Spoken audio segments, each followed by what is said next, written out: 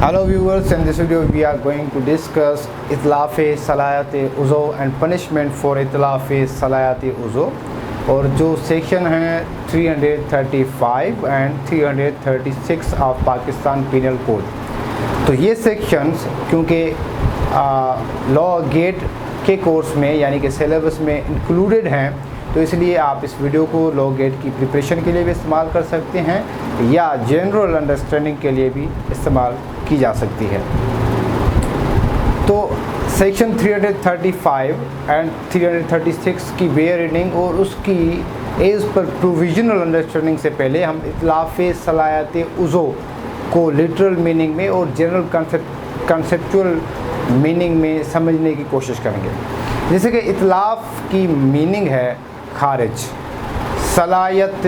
यानी कि पावर, ताकत, उज़ो यानी कि आपका आर्गन, आपका उज़वा, जिसे हम आमतौर हिंदी, उर्दू और सिंधी और बेशतर ज़बानों में कहते हैं। तो इसका अगर हम पूरा कंक्लूजन निकालें तो इसकी मीनिंग होती है कि उज़वे की सलायत को, ताकत को ख़त्म कर देना, किसी भी उज़वे की सलायत को ख़त्म कर देना इतलाफ़ उज़ो कहलाता है। इतलाफ़ उज़ो जो कि एक अरबिक लैंग्वेज का वर्ड है, तो उसकी सिंपल मीनिंग ये होती है।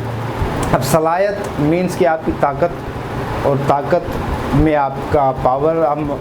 जनरली यूज़ करते हैं, और पावर से ही कोई ना कोई फंक्शन हो पाता है। यानी कि आपके पास किसी भी कॉन्सेप्ट के हवाले से ले लें, यानी कि इफ़ यू हैव अथॉरिटी और power in administrative law then you will have certain functions as well. Physiological हवाले से ले लें, साइकोलॉजिकल हवाले से ले लें या किसी भी हवाले से ले लें, आपके फंक्शंस ही तब होते हैं या फंक्शंस तब कर पाते हैं जब आपके पास ताकत होती है, सलायत होती है। तो यहाँ पर जो है उज़वे की सलायत की फिजियोलॉजिकल कंसेप्ट में इस बात को हम समझने की कोशिश करेंगे। ये मैंने एक जनरल मिसाल ली है कॉन्सेप्ट क्लियर करने के लिए। तो उज़वे की सलायत को ख़त्म करना एक जुर्म है according to section 335 of Pakistan penal code, और इसकी अब हम बेयर रीडिंग करेंगे और उस रीडिंग के हवाले से हम इसको समझने की कोशिश करेंगे। तो section 335 of Pakistan penal code, जिसका नाम है इतलाफ़ सलायत उज़ो,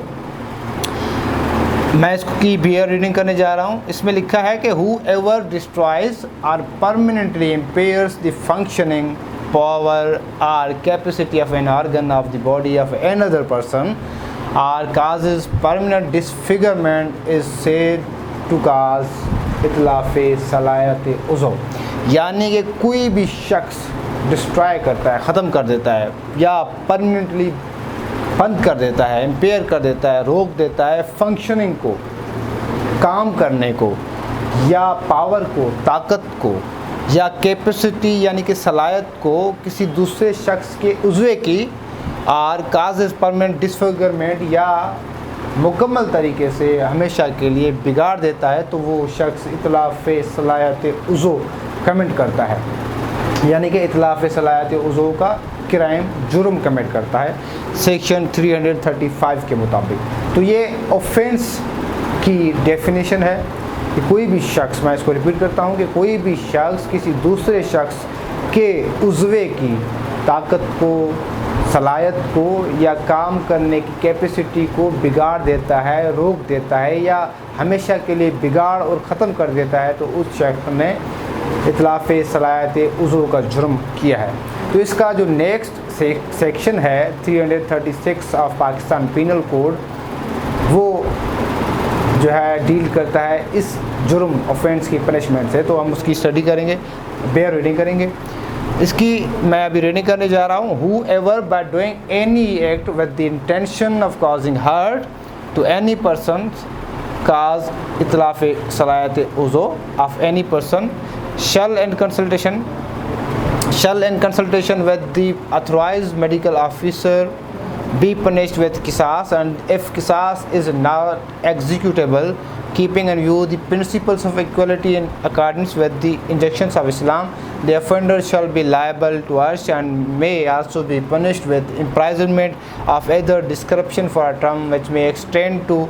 10 years as ताज़ीर। तो इसमें दो चीज़ें हैं कि कोई भी शख्स अगर किसी दूसरे शख्स पे इतलाफ़ उज़ू का ऑफेंस कमिट करता है, एक्ट करता है, जिसमें वो एक जो है वो इतलाफ़ सलाहियत उज़ू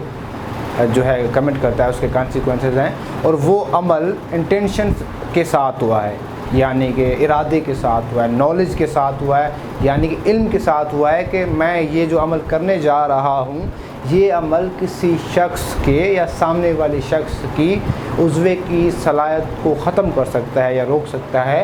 तो उस शख्स ने अगर इस इरादे से वो अमल किया या इस इल्म से वो अमल किया तो उसने ये ऑफेंस कमिट किया। और उसकी आगे कह रहा है कि मेडिकल लीगल ऑफिसर की कंसल्टेशन के साथ, यानी कि मेडिकल लीगल ऑफिसर आपकी जुरिस्डिक्शनल होते हैं, वो हर जगह पे, यानी कि आपके डिस्ट्रिक्ट में 3-4 जगहों पे वो मौजूद होते हैं। और जब भी कोई FIR होती है तो FIR के बाद उनके पास मेडिकल लेटर जाता है पुलिस की तरफ से, फिर उस मेडिकल लेटर के बुनियाद पर वो एग्जामाइन करके एक सर्टिफिकेट बना के भेजते हैं जो कोर्ट में आता है। तो वो एक कंसल्टेशन होती है कि हाँ वाकई इस शख्स के साथ इस तरह की इंजरी हुई और इसका फलां उज़्वा यानी कि राइट आर्म मिसाल ले लें जो है वो काम नहीं कर पा रहा था, तो उस मेडिकल लीगल ऑफिसर के मशवरे के साथ उस शख्स को किसास की पनिशमेंट दी जाएगी। किसास यानी कि do as accused has done, यानी कि जैसी करनी वैसी भरनी, आँख के बदले आँख, नाक के बदले नाक की सज़ा, जो कि एक इस्लामिक पनिशमेंट है। अगर किसास एग्जीक्यूटेबल नहीं है, अगर किसास हालात के मुताबिक नहीं दी जा सकती, तो उस शख्स को जो है शैल बी लायबल टू अर्श, उसे अर्श की पनिशमेंट दी जाएगी। And may also be punished with imprisonment be the description for term which may extend to 10 years, या फिर उसे इम्प्राइजनमेंट यानी कि जेल भेजा जाएगा 10 साल के लिए या 10 साल तक, यानी कि 7 साल भी हो सकता है, 5 साल भी हो सकता है, लेकिन एक्सटेंड करेगी वो पनिशमेंट इस ऑफेंस में 336 के ऑफेंस में 10 साल तक। 10 साल तक इतलाफ़ सलाहियत उज़ू की सज़ा आ सकती है, 10 साल तक, लेकिन उससे कम भी हो सकती है। तो ये वीडियो थी 335 and 336 section of Pakistan penal code की, जिसे आप प्रिपरेशन ऑफ लॉ गेट के लिए भी इस्तेमाल कर सकते हैं या जनरल अंडरस्टैंडिंग के लिए भी इस्तेमाल कर सकते हैं। अगर आप लॉ गेट की प्रिपरेशन करना चाहते हैं आगे, तो इसी चैनल पे प्रिपरेशन ऑफ लॉ गेट के नाम से एक प्लेलिस्ट है, आप उस प्लेलिस्ट में दूसरे कोर्सेज या दूसरी वीडियोस भी देख सकते हैं। तब तक थैंक यू वेरी मच।